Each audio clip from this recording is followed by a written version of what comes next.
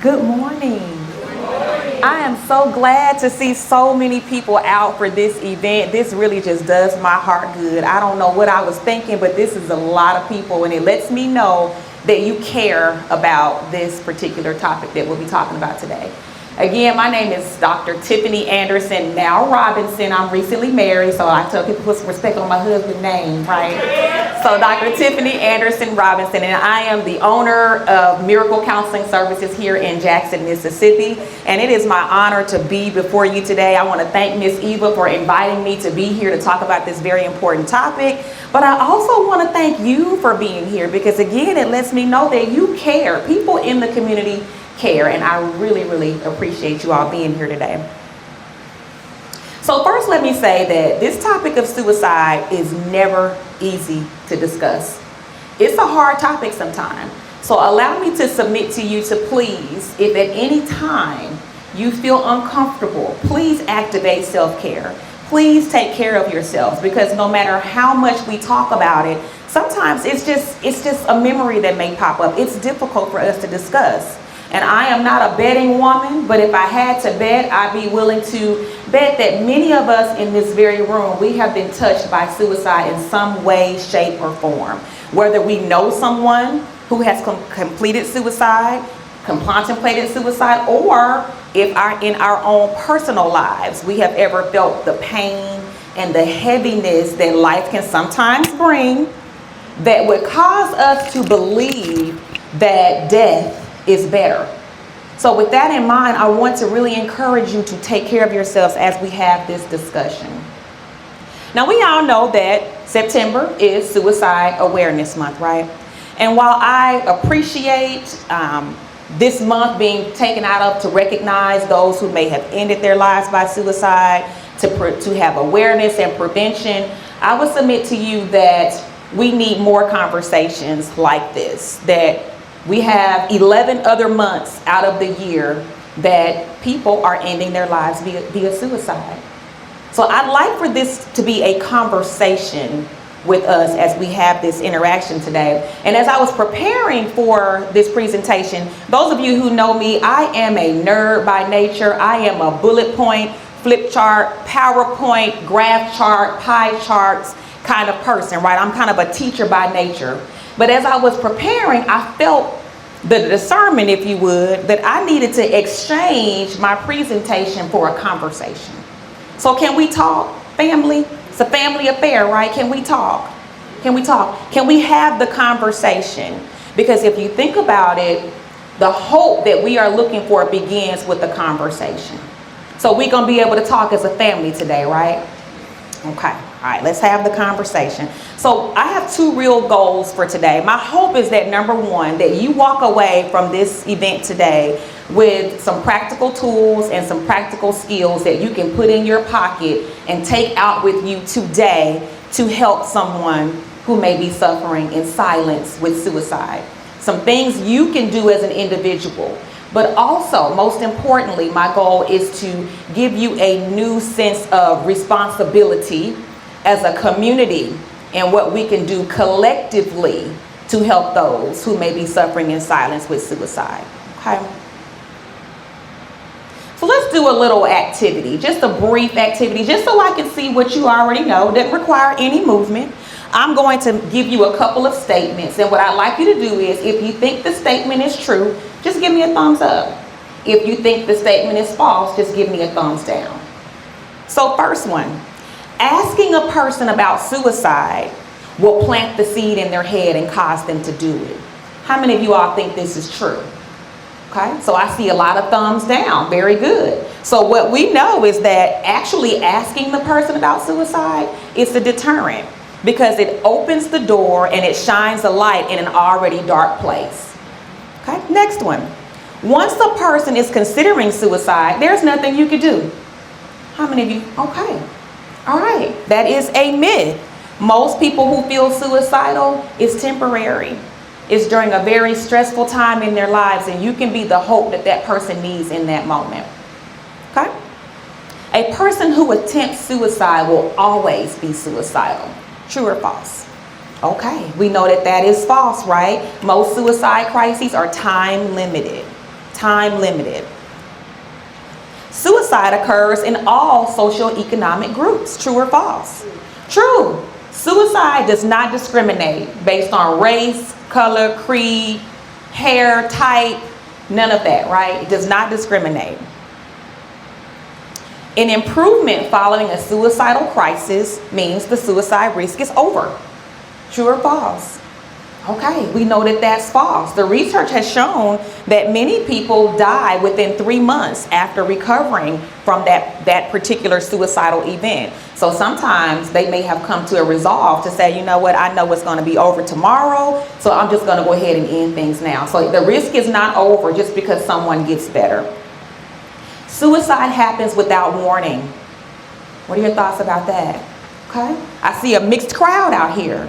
Okay, so that is a myth, because typically people give many clues before they actually complete or they attempt suicide. And we'll talk about what things we could look for. Just a few more.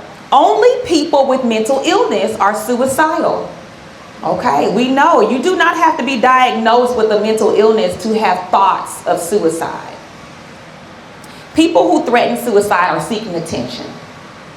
We know that that is a myth. And I would submit to you to take away seeking attention to needing attention.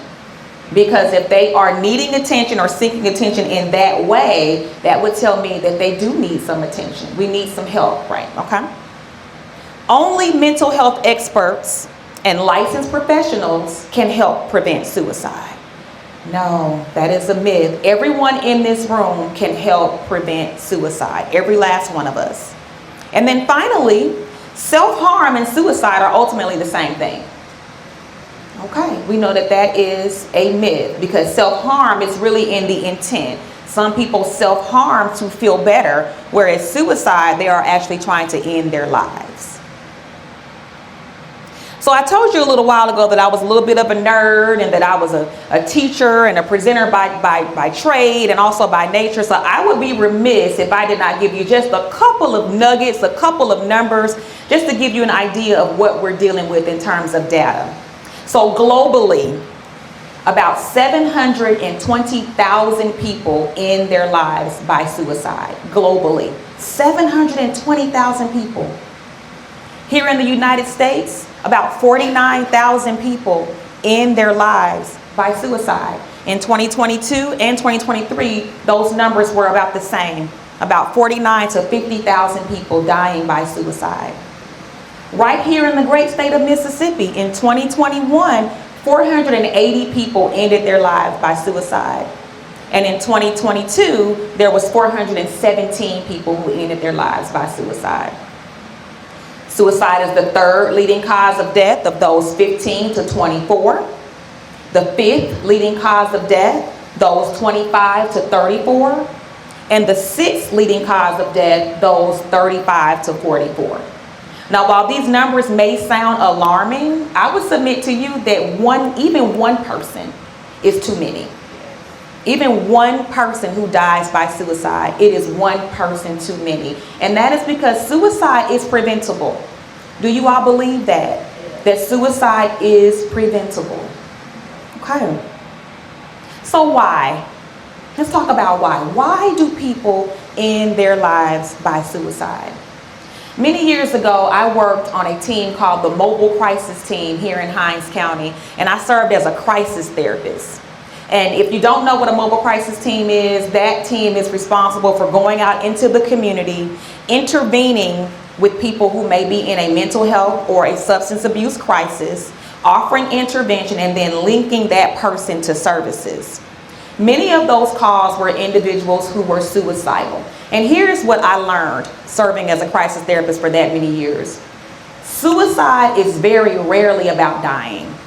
It's very rarely about dying. Many times the core issue is unbearable pain. That people are to a point where their coping skills are no longer working, and the pain of whatever they have going on, death seems better. So when you think about that, consider that these people are us as a community, not these people, us as a community, we are in pain. And suicide is typically a last resort. It is a solution to them to relieve the pain. Okay?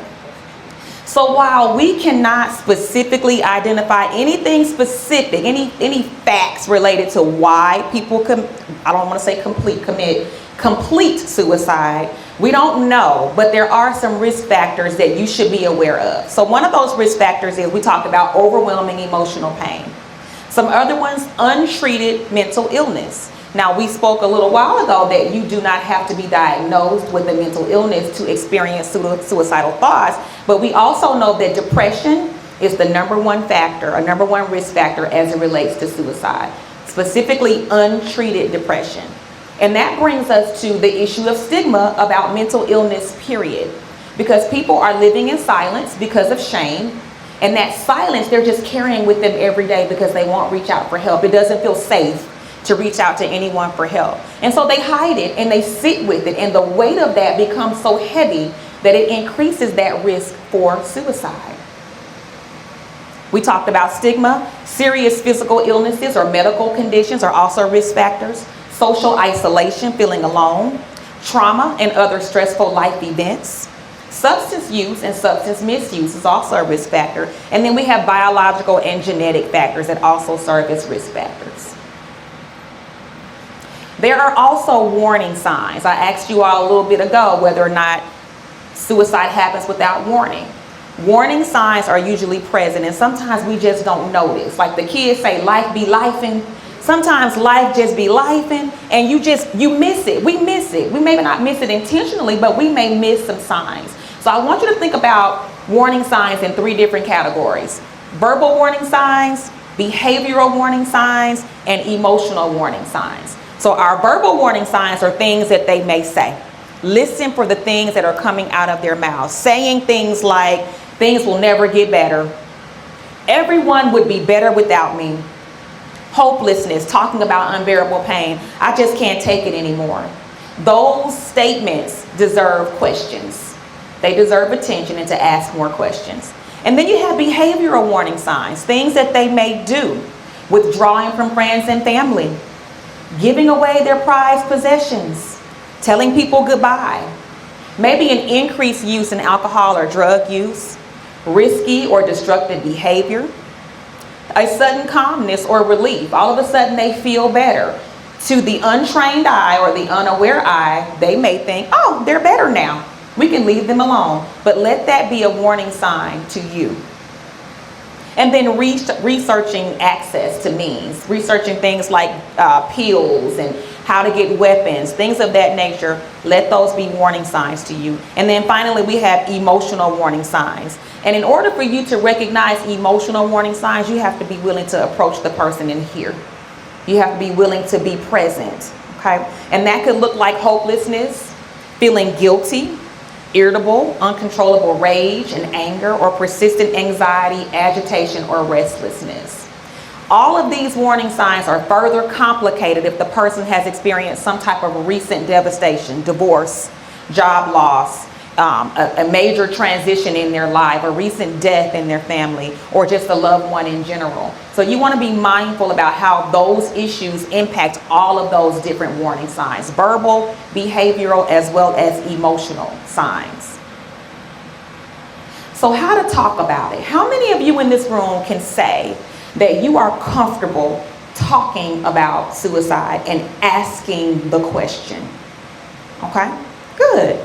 For those of you who didn't raise your hand, that's okay, because that's why we are here. And as I mentioned earlier, this is not an easy subject to talk about.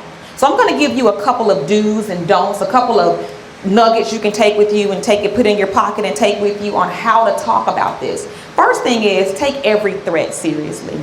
Every threat, whether you think the person is playing, whether you think the person is attention seeking, take the threat seriously no matter what. The other one is, ask the question. Ask the question directly. And the question sounds like, are you thinking about suicide? Not, are you thinking about harming yourself? Because the word harm is too vague. In their mind, they may think, no, I'm not thinking about harming myself. I am thinking about ending the pain. So no, that's no harm to me. So you want to get used to using the word suicide. Are you thinking of suicide? Are you thinking of ending your life? Or how many of you, again, are comfortable with that? Not harming yourself, but are you thinking about suicide? Okay, good. You also want to be there and listen without judgment. This includes your face, because your face will testify against you. Okay? You may not be judging with your words, but if your face is judging, you have shut the conversation down. When you ask the question, you also don't want to ask with dread. So you don't want to, you're not thinking about killing yourself, are you? No. You have just shut the conversation down. You want to ask in that, letting them know that you are open and you are willing to listen. So be there and be present. Also, while you're listening, listen for the problem that suicide will solve. Listen for the problem that they think suicide will solve. Now, you may not be able to solve that identified problem, but it will give you more information about what is going on with this person, what is happening, and how you can be a support individually, or how resources in the community can be a support collectively. We have lots of vendors here in this room. While you may not be able to solve that person's problems individually, we have resources, as we can see here, where you may be able to refer that person to some resources, okay? That's not the time, right? We have to leave that on the shelf for right now, okay? And then finally, don't leave them alone. Don't leave the person alone until you connect them to help. Don't leave them alone. Now, for those of you who may be interested in some more extensive training, this was just kind of a brief overview of some things you can take away today. I want to make you aware of free, I like free. Y'all like free? Yeah. Free, F-R-E-E, free, right? Free trainings that you can take advantage of right here in the area. One of those trainings is called Mental Health First Aid. Who has ever heard of Mental Health First Aid? Okay.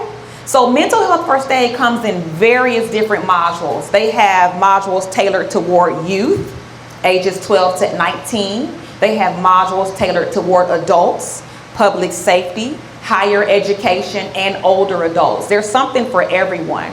And the benefit is that this training also comes with a certification. So anybody in here CPR trained? Okay. So I see a couple of people. If I passed out, I know who would be able to come help me, right? Okay, all right. Well, I want you to think about mental health first aid in the same vein. It doesn't teach you to become a clinician. It does not teach you to diagnose. It teaches you to recognize the signs of someone, early signs, warning signs, and crisis situations in which that person may need some intervention. And you keep that person safe for now. That class, I know that the adult class is about 8 hours. But it comes with a 3-year certification, and you can recert every single year. And then you have the public safety module. I am so glad that they have that, because many of our law enforcement officers, they don't know. They don't know how to respond.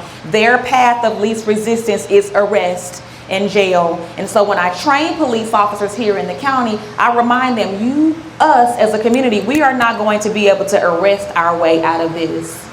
There is not enough jail space where we're going to arrest our way out of this situation. And so if you're interested in that, you can visit the Mississippi Department of Mental Health website. They offer trainings I think about 3 or 4 times a month. You can also reach out to Hines Behavioral Health Services, where they offer that training. And then you can also visit mentalhealthfirstaid.org. If you are someone who prefers maybe a virtual setting and you would like to maybe not be around people, you can also sign up for a virtual training class. And then we have another training that's called QPR. Anybody ever heard of QPR? Okay, so QPR stands for Question, Persuade, and Refer. And this is about a 2-hour training that gives you some of the same skills. Again, free, F-R-E-E. I would contact Hines Behavioral Health Services for that as well, because they are great at offering lots of free trainings if that's something you're interested in. Or if you'd like to do it virtually, you can go to qprinstitute.com and sign up for a virtual training. So as I leave you today, I'd like to leave you with this. Us. We appreciate September being Suicide Awareness Month. We appreciate this month being taken out for us to recognize those who may be suffering, honoring those who have passed, and to look at resources and prevention.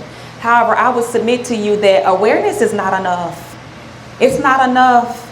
If you have all the awareness here, but you don't do anything with it, if you don't take it and do something with it, then it's of no consequence. So we need more people like you to get involved. Keep in mind that people who are experiencing suicide are more likely to reach out to someone they know, to you, to a family member or a loved one before they will reach out to someone like me. So I want to encourage you to be the gatekeepers, be the difference here. Take what you know and do something with what you know. Don't just let it live rent-free in your head. We want to put some action to that. Some resources I want to make you aware of, because how many of you know sometimes we just don't have we don't know. I don't know how to help this person. But I've learned in my course of therapy, if you don't know, don't say, I don't know. I tell my daughter all the time, she's 17, I'll say, don't say you don't know. Say, you know, I don't have that answer, but I know somebody who can give it to you. I know where to get it. And that gives people hope. You know, kind of quick example, whenever I go to Home Depot and I need something, and when that person seems unsure, you know, it's like you already can't find anybody to help you, and then you ask somebody, where is a certain thing, and they're like, you know, that, I don't know about you, but that just do something to my soul. I don't know. But even if the person doesn't know, if they say, you know what, I don't know where that is, but I know somebody who can find the answer for you. Come with me. That makes me feel confident. That gives me hope that even if you got me walking down the wrong aisle, that eventually we're going to get there. We're going to get there, right? So I want you to be that person. You may not know how to help the person in the moment, but use the resources. One of the resources we know, 988. 988 is here in the building. So 988, I really like that they changed that number because it gives us a shorter number to call. 988. I also want to refer you here in Hinds County. There is a mobile crisis response team here, the MCERT team. They answer the phones 24 hours a day, 7 days a week. And the benefit of MCERT is that they come to you. They come to the person. So if they're at the Whataburger, if they're at the Walmart, if they're at the Wendy's, the mobile crisis team is going to come to them and do an on-site assessment. Their number is 601-955-6381. 601-955-6381.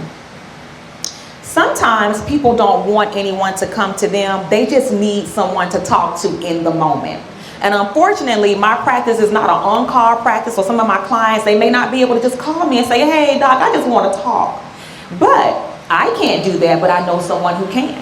And so we have what's called Contact the Crisis Line. Contact the Crisis Line. That number is 601-713-HELP. 601-713-HELP. And they have trained crisis counselors that are available 24 hours a day, 7 days a week, who is able to just hold that space for you in the moment at 2 o'clock in the morning until you can get to your therapist. One of my first volunteer jobs right out of college was at Contact the Crisis Line. Over there, I think I may have been about 20 up in there. That was my first time ever participating, and I had some real scary calls, and so I know that people are hurting. So if you know of anyone who maybe just need to talk to someone else and it's not you, refer them to Contact the Crisis Line. We also have NAMI Central Mississippi affiliates, that they have lots of peer groups, lots of different opportunities for you to get engaged and for you to participate with other people and share your experiences. And then do not forget about Mississippi Department of Mental Health. If you go to their website, if, for example, if you don't live here in Hinds County, let's say you live in Vicksburg or you live in Simpson County, the numbers that you need are listed on their website. But what I know about 988, if you call 988 and you said, hey, I live in Wesson, then they will connect you to the nearest mobile crisis team in Wesson. So you have lots of opportunities here. So again, I want to encourage you to leave here today being the difference, not just individually, but collectively as a community. And if you ever need anything from me, if you have any additional questions, needs, concerns, I want to give you my information. My phone number where you can reach me is 769-208-6162. That is my office number. You can also send me an email at Miracle Counseling Services with an S @gmail.com. And if you'd like to visit my website, it is miraclecounselingservices.com. So with that in mind, I want to thank you again for being here. Thank you for your attention to this matter. Thank you for being the difference. And I would also like to open the floor, if that's okay, Miss Eva, open the floor for anyone who may have any questions about